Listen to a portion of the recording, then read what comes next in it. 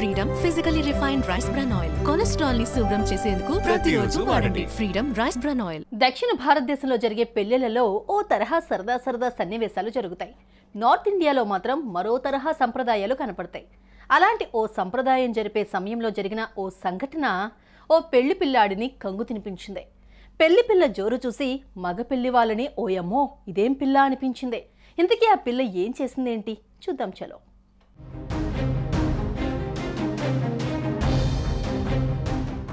ఓ ఆడ ఓ మగ ఇద్దరి మధ్య నూరేళ్ల బంధాన్ని ఏర్పరిచే పెళ్లిలో వారి మధ్య ప్రేమానుబంధాలు కాస్తంత స్పీడ్గా పెంచేందుకు కొన్ని సరదా సంప్రదాయాలు కూడా జరుపుతూ ఉంటారు.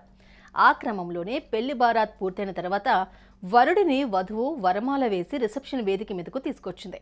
ఆడపెళ్లి వారి సంప్రదాయంలో భాగంగా అబ్బాయికి అమ్మాయి స్వీట్ తినిపించింది.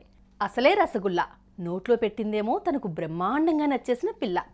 పెళ్లి పిల్లాడు ఆ స్వీట్ను సంతోషంగా అందుకున్నాడు, ఆనందంగా లాగించాడు. ఆ తర్వాత అదే ప్లేట్లో ఉండే రసగుల్లాను తీసుకుని కొండంత ప్రేమతో అమ్మాయి నోటికి అందించాడు. ఆ తర్వాతే అసలు కథ మొదలైంది.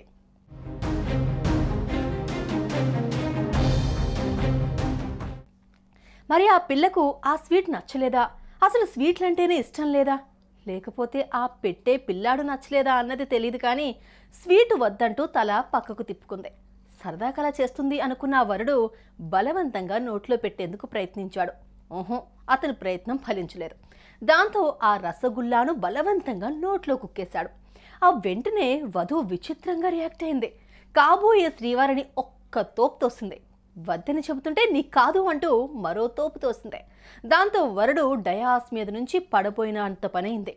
అంతటితో ఆగిందా, అతని ముఖం మీద తుప్పుక్కు నూసేసింది. అది చాలదన్నట్లుగా ఎగిసి ఒక్క తన్ను తన్నింది. అరే ఏంటమ్మా ఇది అంటూ అబ్బాయి తల్లిదండ్రులు ఆపుతున్నా మరోసారి కాలుతో లాగి ఒక్కటిచ్చుకుంది.